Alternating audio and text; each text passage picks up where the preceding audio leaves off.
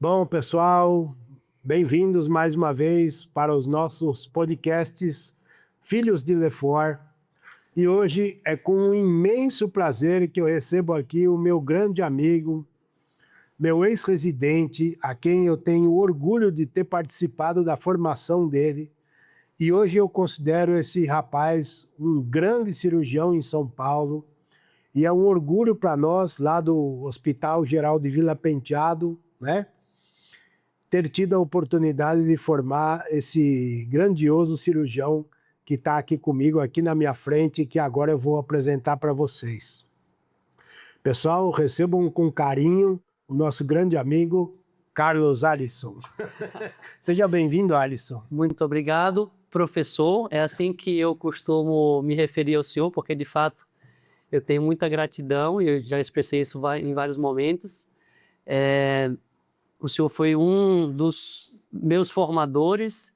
Eu tive a oportunidade de fazer a residência no Hospital Geral de Vila Penteado, que era composto por uma equipe fantástica de cirurgiões bucomaxilofaciais.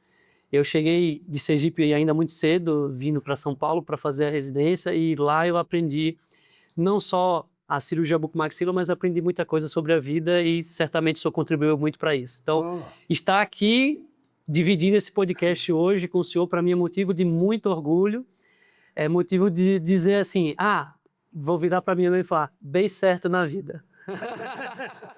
Poxa, que honra, muito obrigado por escutar isso de você.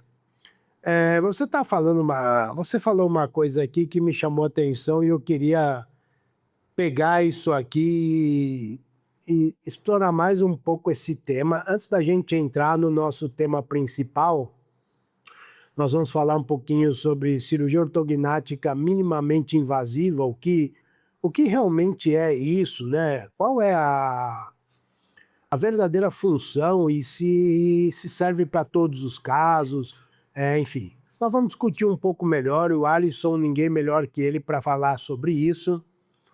Mas antes você me falou aqui que eu queria te fazer uma pergunta. Você estava dizendo que você começou dizendo que na residência de bucomaxilo você aprendeu muito mais que cirurgia. Que lições, Alisson, você tirou da residência? E qual foi a importância dos preceptores para que você pudesse enxergar outras coisas além da residência, além do aprendizado técnico? Perfeito. Eu cheguei, como eu comentei, em São Paulo para fazer residência ainda muito jovem, com 22 anos de idade. Eu era recém-formado na Universidade Federal de Sergipe, então assim, eu sou do interior do estado de Sergipe, de uma cidade de 20 mil habitantes, e chegando na maior cidade da América Latina, eu me deparei com um universo completamente diferente. E a residência me proporcionou uma educação que certamente eu não teria se eu tivesse ficado lá no meu estado, junto da minha família. Então, eu aprendi muito em relação a comportamento, a me portar nos ambientes. Aprendi muito valores na residência, então a relação com as pessoas, a relação com o paciente, a relação com a equipe de enfermagem, a relação interdisciplinar com outras especialidades médicas. Então foi uma vivência muito enriquecedora, tanto do ponto de vista profissional quanto do ponto de vista pessoal. E além de tudo, essa convivência, né, diária com outras pessoas, com visões diferentes. Então, lá era uma equipe de bucomaxilos com formações diferentes, com visões dentro da especialidade muito diferentes. Então, conviver com esse diferente, né, com estratégias diferentes para tratar na cirurgia bucomaxilo foi muito engrandecedora para mim. Foi uma experiência única. E eu sou muito grato, como eu mencionei anteriormente, por ter tido essa experiência. Agora, você falou que você deu certo na vida. Por que você deu certo na vida? Esse é um linguajar que se utiliza muito no Nordeste e tem até uma brincadeira que justificaria a cabeça chata do nordestino. A mãe fica batendo com a mão na cabeça do nordestino, dizendo assim, esse meu filho vai para São Paulo e ele vai dar certo na vida. Dar certo na vida é ter sucesso, é alcançar o sucesso profissional, conseguir fazer um upgrade de carreira, um upgrade de vida e galgar novos horizontes. Então, o dar certo na vida seria, de fato, alcançar o sucesso. Muito bom. Bom, Alisson, você é um cirurgião conhecido no mercado hoje por você ter um grande número de cirurgias ortognáticas, né? Eu acompanho o seu trabalho, já acompanhava desde residente. Você sempre foi um residente muito aplicado, né? Entusiasmado, queria aprender cirurgia, né? E, obviamente, um residente muito estudioso também. Assim, era um residente que era proativo, né? A gente via que você era uma pessoa que queria aprender além daquilo que a residência poderia lhe oferecer. Você sempre buscou outras oportunidades além daquelas que a residência lhe oferecia. E o resultado disso é que hoje você é um dos cirurgiões que talvez tenha uma das maiores casuísticas em São Paulo, principalmente com cirurgias ortognáticas. Na minha visão, quando eu fiz as minhas primeiras cirurgias ortognáticas, ainda nos anos 90, era uma cirurgia muito árdua, sabe? Uma cirurgia difícil. Os materiais de fixação interna rígida não eram bons. A gente usava muito articulador, muito modelo de gesso. Você chegou a trabalhar com isso também. E a cirurgia ortognática mudou muito nos últimos, vamos dizer, 10 anos. Sim. E especialmente nos últimos 5, com a introdução da cirurgia minimamente invasiva em cirurgia ortognática. Hoje em dia todo mundo só quer fazer isso, né? Na sua opinião, Alisson, o que você entende por cirurgia ortognática minimamente invasiva e o que não é cirurgia minimamente invasiva? Perfeito. Eu só queria fazer um adendo antes de responder a sua pergunta. Até, na realidade, é um depoimento. Foi uma coisa que o senhor me falou quando eu ainda estava na residência e que aquilo reverberou muito na minha cabeça durante muito tempo. Lá em Sergipe, na minha formação, eu acompanhei muito trauma, mas eu nunca tinha visto uma cirurgia ortognática. E a primeira vez que eu vi a cirurgia ortognática como R1 lá no Vila Penteado, eu fiquei com a sensação que eu nunca conseguiria reproduzir aquela cirurgia. Eu fiquei com a sensação que eu nunca ia conseguir, de fato, fazer uma cirurgia ortognática. E certa vez, num plantão, numa conversa descontraída, mais ou menos como a gente está aqui agora, o senhor me falou que quando o senhor começou a fazer cirurgia ortognática, o senhor tinha 2 mãos esquerdas. E aquilo ficou reverberando na minha cabeça, porque assim, se o senhor, que era uma referência para mim, na sua curva de aprendizado lá atrás, de fato teve dificuldade para fazer a cirurgia ortognática, para mim também seria possível.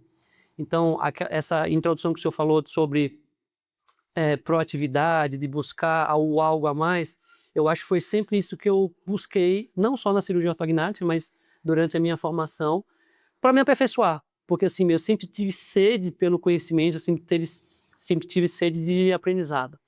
E foi aí que eu comecei, de fato, a aproveitar as oportunidades, alinhado com com o estudo científico, enfim, com a fundamentação técnica, para poder me desenvolver na cirurgia ortognática.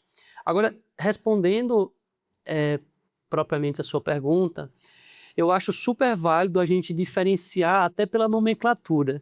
Cirurgia ortognática minimamente invasiva talvez seja um termo mais comercial do que um termo adequado para a técnica. Venhamos e convenhamos, a cirurgia ortognática não tem como ser uma cirurgia minimamente invasiva na sua essência. Não tem como a gente comparar, por exemplo, uma cirurgia ortognática com artroscopia dos ATMs. São princípios diferentes.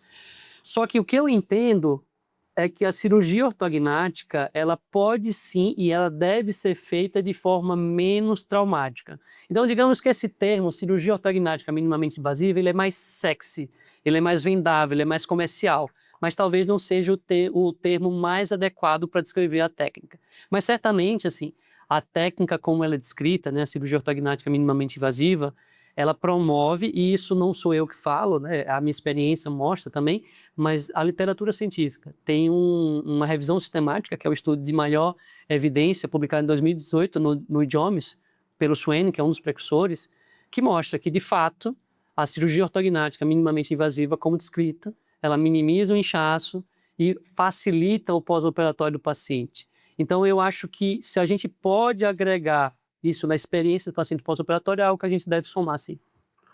Eu acho que você foi cirúrgico na sua resposta, porque até onde eu sei, dentro dos conceitos que a gente usa em termos de cirurgia, na medicina só se fala cirurgia minimamente invasiva para cirurgias em que se pressupõe o uso de ótica. Sim.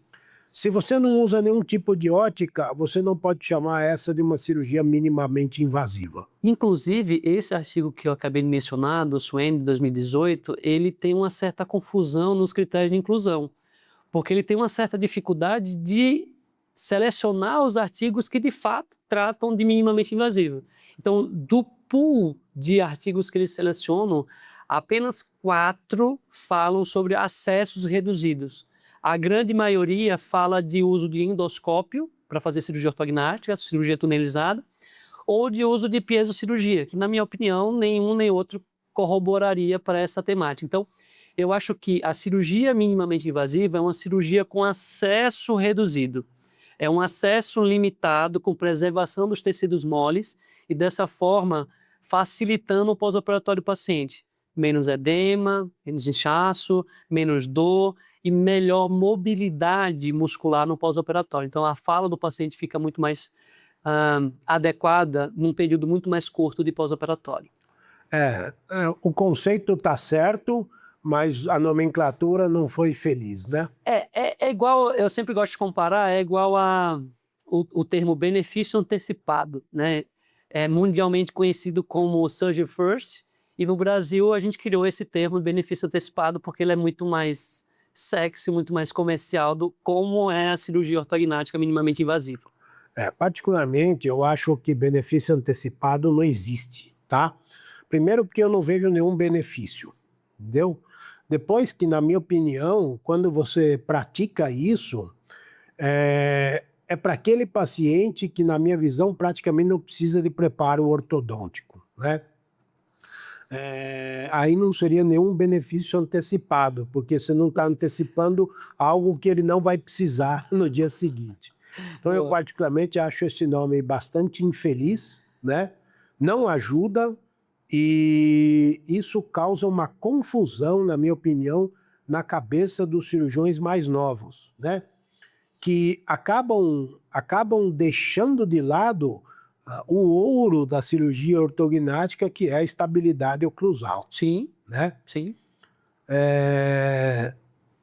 Qual que é a sua visão, Alisson, sobre o uso de membranas em cirurgia ortognática e enxertos em cirurgia ortognática? Perfeito. Eu acho, né, e assim, e quando eu falo eu acho, não é só a minha experiência clínica, assim, eu sou um entusiasta, eu gosto muito de buscar literatura científica, e eu acho que há indicação para reconstrução óssea, sim, da maxila e da mandíbula em cirurgia ortognática, mas não é para todos os casos e, via de regra, não é com membrana de colágeno. Eu gosto muito de utilizar o enxerto particulado associado ao PRP, formando o stick bone, para poder preencher os gaps, em especial da mandíbula, quando a gente tem avanços maiores do que 5 milímetros.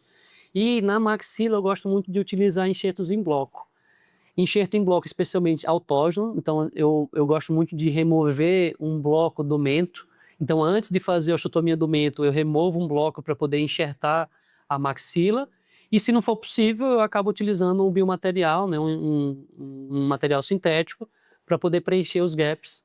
Em especial, se a gente faz um movimento de avanço maior do que 5 milímetros, ou se a gente tem um reposicionamento inferior da maxila. Concordo com você. Grandes gaps, principalmente na maxila, né? Que é um osso, vamos dizer assim, muito poroso, né? Que não é difícil você perder contato ósseo, né? Acaba que o enxerto ele é bem-vindo e eu realmente concordo com você. Bom, nós temos a mesma escola, né? Praticamente você tem a minha escola de cirurgia, né? A gente usa muito enxerto autógeno mesmo, e eu acho que é o melhor enxerto. Tem 3 pontos, professor, como eu gosto de me referenciar ao senhor, que eu gostaria de discutir nesse podcast com o senhor sobre cirurgia ortognática minimamente invasiva. Primeiro, a aplicabilidade, se é de fato aplicabilidade universal, se a gente pode reproduzir a técnica para todo mundo.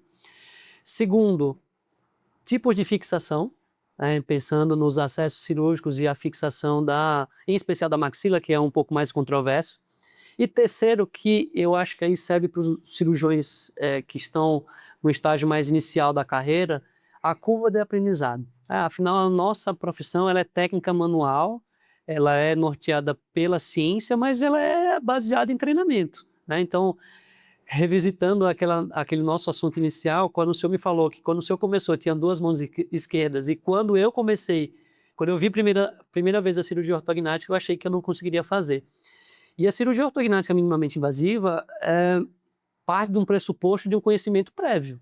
Você precisa saber ter larga experiência com a cirurgia ortognática convencional para depois você migrar para a cirurgia minimamente invasiva. Então, quando eu estava na residência, existia aquele velho ditado, né? Grandes cirurgiões, grandes decisões, né?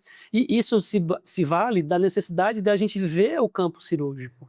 Então, no começo da formação, no treinamento, eu acho que é importante o residente, o especializando, ele ter essa possibilidade de ver, de fato, a anatomia, conhecer, e aos poucos ele vai diminuindo o acesso.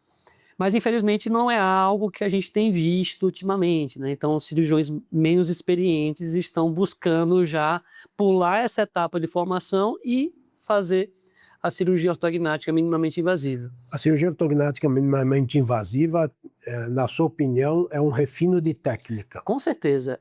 Eu acho que a cirurgia ortognática minimamente invasiva, ou a cirurgia ortognática menos traumática, que seria o termo para mim mais adequado, é um refinamento para quem já tem formação em cirurgia ortognática tradicional, tanto do ponto de vista de planejamento, mas sobretudo do ponto de vista da execução da técnica, porque eu parto de um pressuposto que eu preciso diminuir o acesso cirúrgico, trabalhar com túneis, para dessa forma fazer as mesmas osteotomias, as mesmas movimentações, só que com um campo cirúrgico bem limitado. Então, assim, a técnica na maxila, ela é descrita com acesso de lateral a lateral. E sendo que, tradicionalmente, o acesso no fundo do sulco vestibular é de primeiro molar a primeiro molar. Então, há uma limitação muito grande de campo. Então, se você não tem essa consciência tridimensional adquirida através da experiência, você fatalmente vai falhar na sua cirurgia minimamente invasiva. Tem um artigo publicado pelo Jonathan Clow e a equipe dele em 2025 que eu achei bem interessante. Não é uma revisão sistemática, é um estudo retrospectivo ou prospectivo. É uma corte. Eu só estou na dúvida se é retrospectivo ou prospectivo. Mas, enfim, eles avaliaram 30 pacientes operados pelo mesmo cirurgião, iniciando a sua formação em cirurgia minimamente invasiva. E aí eles mensuravam o edema do paciente, o tamanho da incisão e a evolução dele no pós-operatório e o tempo cirúrgico. Esses foram os critérios para definir a evolução desse cirurgião dentro da técnica. Eles perceberam, como resultado, que a partir da 12ª cirurgia é que, de fato, o cirurgião conseguiu reproduzir a cirurgia minimamente invasiva. Trazendo um pouco para a minha realidade, assim, eu fiz formação no Vila Penteado, depois eu fui para Barcelona para fazer a formação com o Alfaro, em cirurgia minimamente invasiva, eu estive lá em 23 e 25. Eu fiz curso com o próprio Klaus aqui no Brasil, e colocando essa técnica em prática, eu percebi que a minha curva de aprendizado foi mais lenta, mais do que os 12. Eu precisei de pelo menos 20 cirurgias ortognáticas para reproduzir mais fielmente a técnica. Só que o que eu acho mais interessante desse artigo é que ele menciona que nas 10 primeiras cirurgias houve uma incidência de 4 reoperações e 6 complicações graves.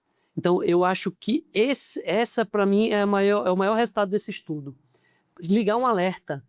que assim, a gente tem que fazer uma transição do mais para o menos, né, da mais invasiva para menos invasiva, de uma forma bem paulatina, baseado na sua experiência. Porque se eu tenho 4 reoperações e 6 complicações graves em 10 pacientes em seguida, certamente eu abandonaria essa técnica. Então, é algo que tem que ficar como reflexão para os cirurgiões que estão iniciando nessa técnica, na cirurgia minimamente invasiva. Você está tocando num detalhe que, na verdade, para ser honesto com você, esse é o detalhe pelo qual eu não faço cirurgias, vamos chamar, de acesso mínimo, né? Eu não vejo nessas cirurgias uma grande vantagem para os pacientes, né? Verdade, menos edema, recupera mais rápido, Menos parestesia. menos parestesia, mas depois de 30, 45 dias de pós-operatório, os pacientes estão mais ou menos todos iguais. Ah, dado o risco que, assim, a falta de acesso provoca, né, aumenta muito o risco das cirurgias, especialmente na mão de quem não tem treino para isso, né? Então eu particularmente acho que não será para mim, entendeu? Acho que respeito você e os colegas que fazem, mas eu não tenho no meu arsenal cirúrgico instrumentos e conhecimento suficiente, nem segurança suficiente para manusear complicações graves como essas que aconteceram frente a uma incisão minimamente invasiva, né? Acho que isso ainda vai trazer muitos inconvenientes e muitas outras complicações por falta de acesso a áreas que antes eram muito mais acessíveis na cirurgia tradicional da cirurgia ortognática. Mas o tempo dirá, né? O tempo vai dizer. Agora, tocando aqueles pontos que você falou sobre cirurgia minimamente invasiva, Alisson, existe um set de instrumentais específicos para isso? Como é que é? Perfeito. Um dos precursores da técnica minimamente invasiva foi o Alfaro. E ele preconiza você utilizar basicamente os mesmos instrumentais da cirurgia tradicional, com algumas adequações. Já o Swen, ele preconiza utilizar materiais específicos. Então, ele criou um set de instrumentais, é uma caixa MIUS, né, cirurgia minimamente invasiva, que tem toda uma sequência cronológica para a cirurgia, randomizada, controlada, enfim, para fazer a cirurgia ortognática minimamente invasiva. Eu tive a experiência de conversar com o professor Swen no ano 2024, salvo engano, num curso que eu fiz da SORG, que ele e o Henrique foram palestrantes. O Henrique é um dos precursores, né, na cirurgia ortognática. Então, eu tive essa oportunidade e eu tive a oportunidade de perguntar para ele a respeito justamente disso, né? Será que a utilização de um material tão específico não limitaria o acesso a todos, né, a essa técnica? Ele falou que não, né, que o material foi pensado para viabilizar a técnica, facilitar a vida do cirurgião, só que talvez ele esteja familiarizado com a realidade dele lá da Europa, né? Então, aqui no Brasil, certamente, se todo cirurgião tivesse que ter uma caixa de minimamente invasiva para começar a treinar, é um investimento relativamente alto, isso restringiria o acesso. Já o Alfaro, como eu falei, ele pensa um pouquinho diferente, então ele utiliza basicamente os mesmos instrumentos da cirurgia convencional, com alguns cinzéis diferentes. Então, na minha prática, é isso que eu faço. Eu montei uma pequena caixa de minimamente invasiva com 12, 14 instrumentos, e aí eu levo para todas as cirurgias e eu monto esses materiais numa mesa de maio do meu lado. Não fica com a instrumentadora, fica comigo. E aí eu uso alguns cinzéis específicos com descolador mais comprido para ter acesso, né? Um cinzel mais comprido para poder fazer a complementação das osteotomias, mas nada muito especial, muito trabalhado e tão caro como é a caixa preconizada lá pelo Swen. Você está falando isso, você está me lembrando uma vez que eu tive uma conversa com o Sérgio Miranda, Dr. Sérgio Miranda, num congresso de otorrino. O professor Sérgio Miranda me disse uma coisa que eu fiquei pensando e ele tem total razão sobre isso. Ele falou: olha, muito no que a gente vê os americanos e principalmente os europeus fazerem, eles trabalham com pacientes muito parecidos, né? Mas todo mundo lá tem a mesma cara, né? São povos muito homogêneos. Sim. Né? O Brasil é um país muito misturado, muito miscigenado. Nós temos pacientes extremamente assimétricos no Brasil, gente que mistura raças. Então, tecnicamente, os nossos pacientes são tecnicamente mais difíceis do que os pacientes, por exemplo, da Europa. E ele tem toda a razão quando ele fala isso, e talvez você não acha que esses instrumentos vai ter que, em algum momento, criar uma adaptação ou alguém criar aqui no Brasil um set de instrumentos próprios para os pacientes brasileiros?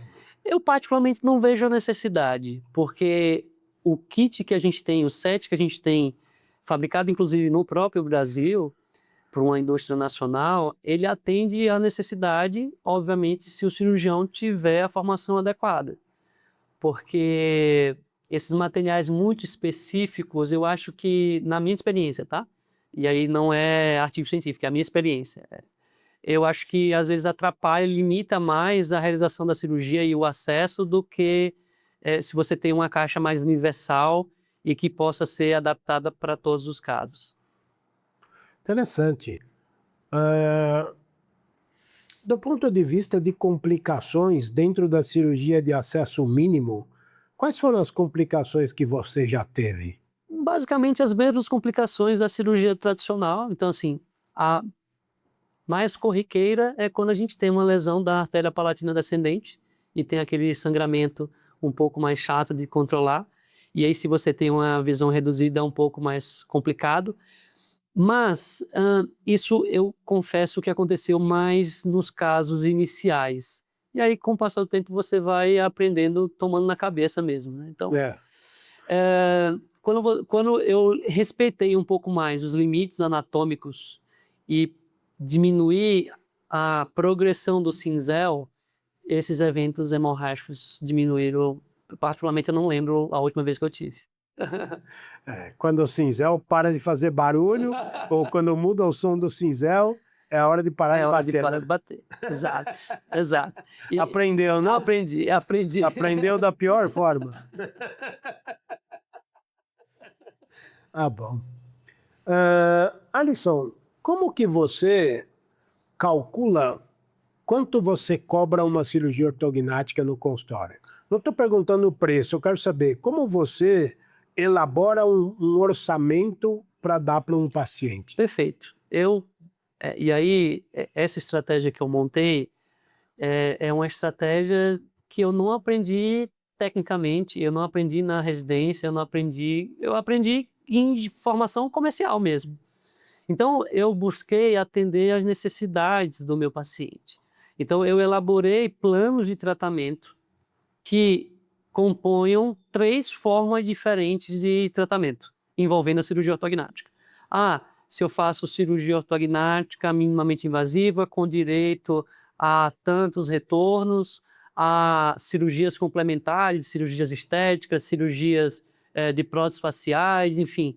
E aí eu elaborei planos de tratamento diferentes e ofereço de acordo com a necessidade do paciente. Então é uma forma de individualizar dentro da minha realidade. E isso tem uma boa aceitação por parte dos meus pacientes. Quer dizer, o cara pode escolher, claro, sob a sua orientação, se ele quer uma cirurgia ortognática, se ele quer uma cirurgia ortognática mais uma complementação estética. Exato. Então eu vou te dar um exemplo bem prático. Eu estou com uma cirurgia para fazer na próxima semana que a paciente tem uma deficiência muito significativa do terço médio da face, com deficiência aqui no zigoma.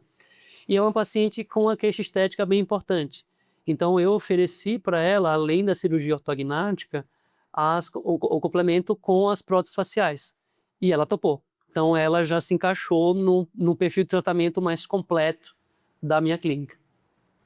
Interessante isso. Nunca tinha pensado nisso, mas é um modelo de negócio interessante. Quer dizer,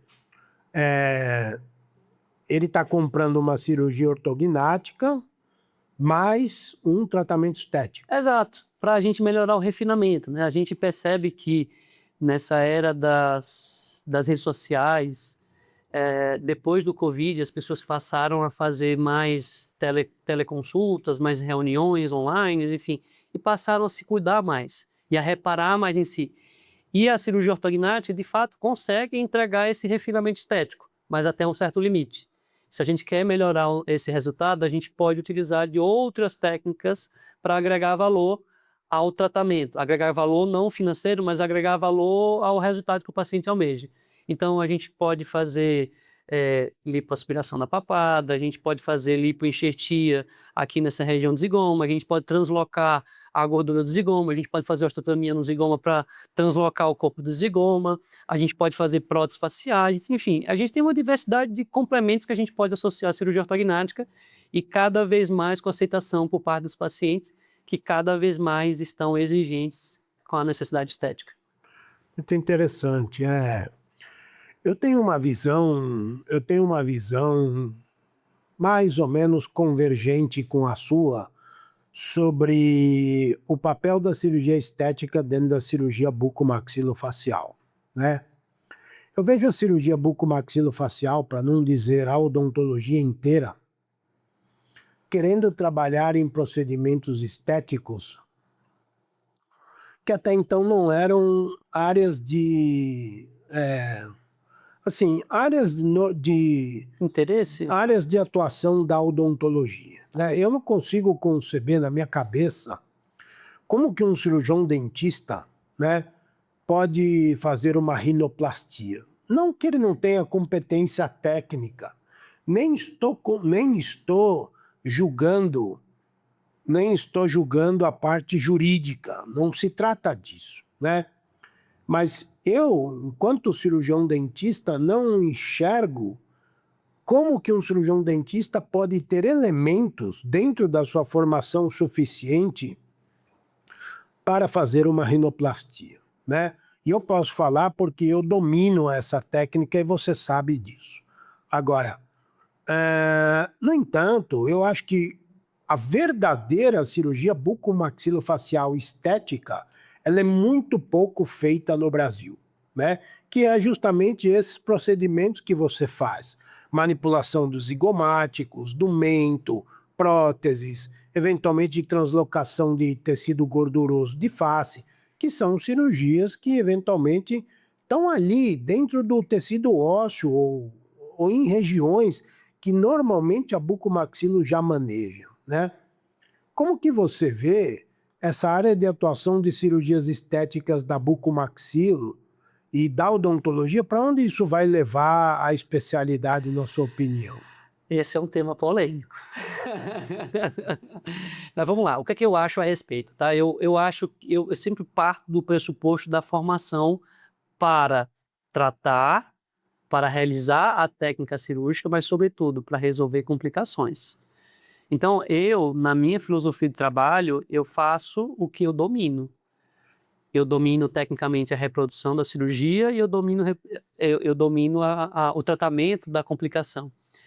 Se a gente for olhar de uma maneira mais global, a cirurgia maxilofacial, a cirurgia estética da face está englobada.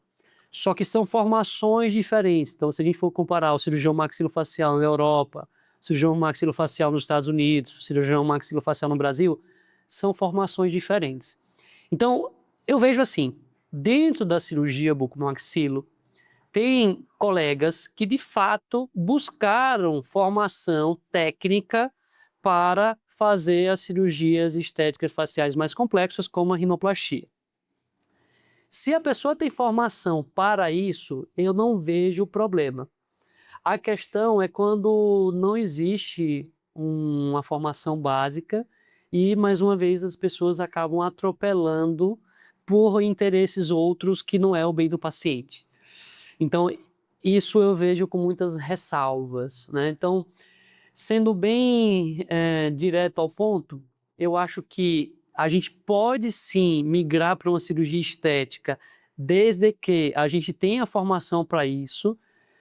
Eu não sei se isso vai acontecer de fato no Brasil, Foi um movimento que aconteceu nos Estados Unidos anteriormente e talvez no Brasil a gente pudesse reproduzir, fazer uma formação complementar para o cirurgião bucomaxilofacial que tem a formação adequada já na cirurgia bucomaxilo para ele poder migrar para a área estética, como existem alguns colegas aqui no Brasil fazendo. Mas, sinceramente, eu acho que não é isso que vai acontecer. Eu acho que o caminho que eu tenho visto em redes sociais é uma popularização para colegas com menos experiência, com menos formação cirúrgica e que certamente vai acabar culminando em maiores resultados desastrosos e maiores complicações para os pacientes. Eu também vejo isso dessa maneira, né? Outro dia eu fui chamado a um hospital onde eu trabalho, havia uma paciente internada que fez uma lipo de papada no consultório e, enfim, desenvolveu uma infecção de tecidos partes mores na região submandibular e algo realmente muito, muito feio, sabe? A gente precisou abordar, tirou a pele, tirou gordura, depois veio a plástica para reconstruir, virou uma tragédia, né? Tipicamente causado por gente que, assim, você vê que a pessoa não tem formação nenhuma para fazer aquilo. Não estou falando de quem pode, quem tem direito. Estou falando que a pessoa se atreveu a fazer algo do qual ela não tem a mínima noção como é que faz, né? E isso leva a consequências ruins, né? Porque, assim, toda a bucomaxilo, e aqui eu posso contar um pouco a história da geração do meu pai, que foi a primeira geração de dentistas a entrarem dentro de um centro cirúrgico, isso não foi no passado como é hoje tão fácil, né? O dentista tinha que entrar dentro do centro cirúrgico já se explicando o que ele estava fazendo ali, quem ele era, o que ele veio fazer, o que ele ia operar, se era ele mesmo que ia fazer, se tinha algum médico para olhar. E com respeito e com competência, as gerações que nos antecederam, tanto a você, mas principalmente em relação a mim, foram os grandes mestres da especialidade que conquistaram o respeito, né, da classe médica. Mas, infelizmente, eu acho que isso em breve passará por uma crise, né? A especialidade passará por uma crise de identidade terrível nos próximos anos. Eu acho que essa crise de identidade ela já está assolando a odontologia. Particularmente, parece que o dentista, né, o cirurgião dentista, ele perdeu o foco no nosso primor básico, que é cuidar dos dentes, da saúde bucal, cuidar da função do paciente, obviamente sem descuidar da estética, né? Então acho que é por isso que a cirurgia ortognática ela é tão bonita, porque a gente consegue associar função e estética, a gente consegue melhorar a qualidade de vida do paciente, a gente consegue melhorar as funções do paciente e a gente consegue melhorar a autoestima do paciente. Só que quando a gente migra para uma área que ela é 100% estética, eu acho que foge um pouco dos princípios da odontologia. Particularmente assim, eu faço cirurgia estética? Faço, mas não é o meu público. O meu público é de pacientes de cirurgia ortognática e eu entrego um resultado estético mais refinado. Então eu Dentro de um contexto. Dentro de um contexto, o paciente não vai me procurar para fazer rinoplastia. Ele vai me procurar para fazer cirurgia ortognática e a gente vai fazer algum complemento para fazer a rinoplastia, para fazer estruturação da ponta do nariz ou algum outro procedimento que engrandeça o resultado da cirurgia ortognática. Mas eu acho que são focos diferentes e, infelizmente, é o caminho que a odontologia está seguindo. Bom, lamentavelmente, eu acho que os colegas, né, muitos colegas realmente dentro da odontologia se perderam, né? A gente vê bons protesistas, bons ortodontistas, fazendo coisas que estão muito longe daquilo que ele aprendeu, sabe? A gente vê que não tem uma continuidade do conhecimento. Não é algo, Coerência, né? não é algo que ele construiu, que ele vem somando ao longo da vida. Isso fatalmente levará a um insucesso profissional, né? Bom, mas nós continuamos aqui na vanguarda da bucomaxilo. Rapidamente, um último assunto que eu gostaria de abordar com você é sobre essa nova fase da implantodontia. Eu sei que você também faz implantes no consultório. Eu sei que os implantes osteointegrados passam por uma fase agora de customização, né? Se constrói aí algumas estruturas de suporte, e isso busca ancoragem nos ossos maxilares, né? Como que você vê isso daí, Alisson? E você tem experiência com isso? Funciona? Eu tenho experiência, eu já fiz alguns casos, mas aí a gente volta no mesmo ponto, indicação. Eu acho que o grande problema das técnicas, né? A artroscopia não tem encontrado resultado. Enfim, está muito sobre a sobreindicação de procedimentos, né? Então, eu acho que é mais um arsenal que a gente tem que ter à disposição para resolver o problema do nosso paciente. Eu vejo dessa forma. Então, eu brinco com o paciente que eu me vejo como se fosse um marceneiro e eu tenho uma caixa de ferramentas e para cada necessidade eu vou buscar uma ferramenta diferente. Não adianta eu querer apertar um parafuso que é estrela com a chave em cruz. Então a gente tem que avaliar a indicação. Qual a indicação clássica para um implante customizado?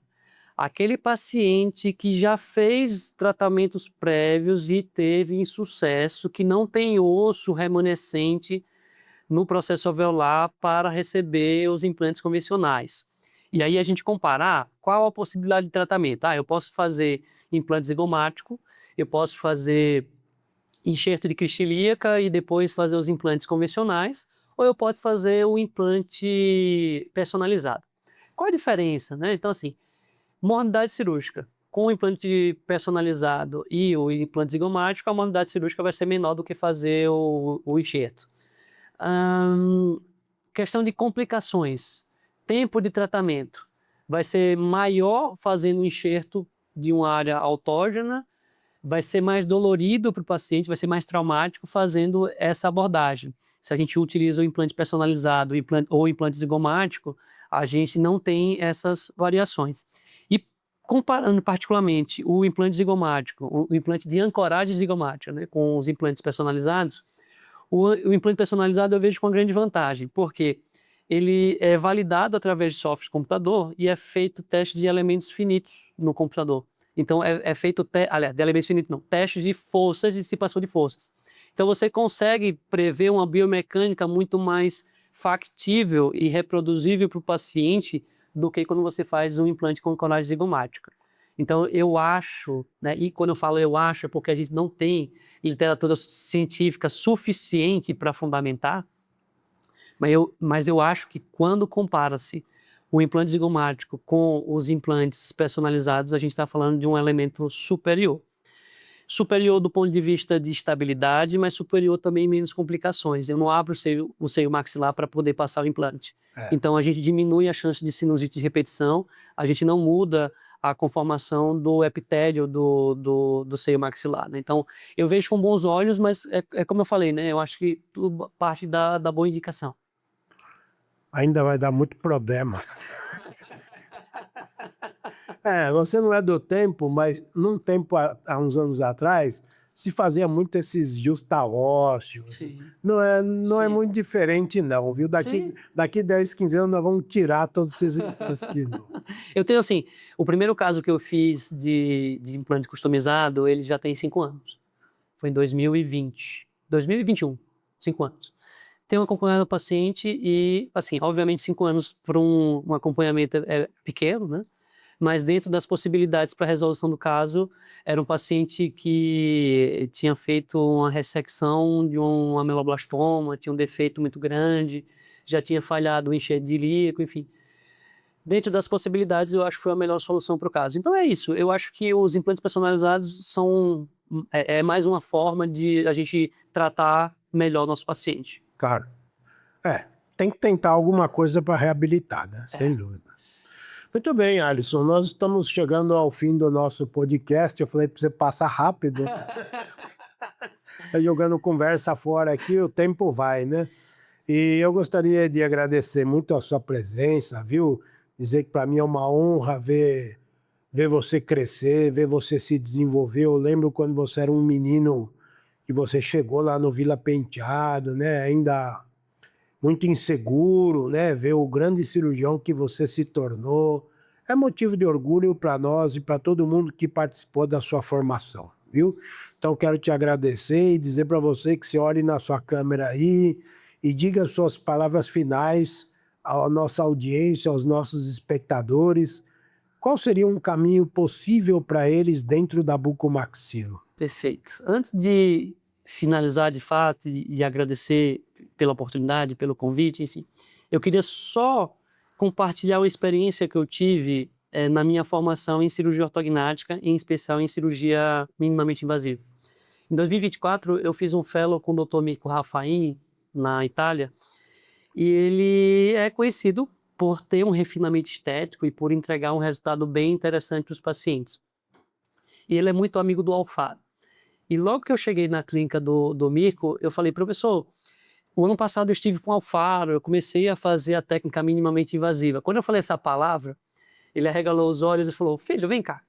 Me levou na sala dele, abriu o computador e me mostrou, salvo engano, 72 casos de reoperações de cirurgia minimamente invasiva de outros cirurgiões. E ele falou, filho, coloca uma coisa na sua cabeça. O que importa de verdade não é o tamanho do seu acesso. Isso é para alimentar o ego do cirurgião. O que importa de verdade é a qualidade do seu resultado e a experiência que você oferece para o seu paciente ao longo de todo o atendimento, no pré, no trans e no pós-operatório. Confesso que aquilo reverberou muito na minha cabeça e mudou muito a minha forma de ver a cirurgia ortognática minimamente invasiva. Então, eu faço a cirurgia minimamente invasiva para praticamente todos os casos, mas não necessariamente eu vou reproduzir a técnica como ela é descrita com duas placas, por exemplo, de fixação nos pilares caninos. Eu, particularmente, prefiro, se for o caso, ampliar um pouquinho mais o acesso, fazer de canina a canina e fixar nos 4 pilares do que fixar apenas em 2. Tá? Então, só fazer um adendo, né, em relação à minimamente invasiva, eu sou um defensor, eu pratico a cirurgia minimamente invasiva, mas uma cirurgia minimamente invasiva, uma cirurgia menos traumática, que ofereça um resultado estável, previsível e belo para o nosso paciente. E aí, respondendo, né, a colocação final, queria mais uma vez agradecer a oportunidade. Eu sou muito grato. Eu acho que uma das características mais importantes do ser humano é a gratidão. Eu sou muito grato a todas as pessoas que passaram pela minha formação, que me deram a oportunidade de crescer, de estudar, de buscar conhecimento, e certamente o senhor foi uma dessas pessoas. Eu lembro que no meu terceiro ano de residência eu vivia no seu consultório, participando ativamente das cirurgias, e essa foi uma vivência muito importante para mim, me conferiu muita segurança para eu seguir depois na minha carreira solo, digamos assim. Então, mais uma vez, muito obrigado, não só pelo dia de hoje, mas por tudo que o senhor fez por mim na minha formação. Então, eu sou muito grato, não só ao senhor, mas a todos os preceptores, né, do Hospital Vila Penteado e os professores que eu tive ao longo da minha trajetória. E o recado final que eu queria deixar para o bucomaxilo que está em início de carreira é exatamente isso. Busque conhecimento, busque servir ao próximo antes de interesses outros, né? Eu acho que sucesso, dinheiro, isso é muito bom, mas ele vem como consequência de um trabalho bem feito, de um trabalho honesto e fundamentado em pilares sólidos de formação, de ciência e de humanidade. Muito bom. Cara, é isso daí. Valeu, Alisson. Muito Obrigado. obrigado, viu? Foi bom, foi bom. Foi bom.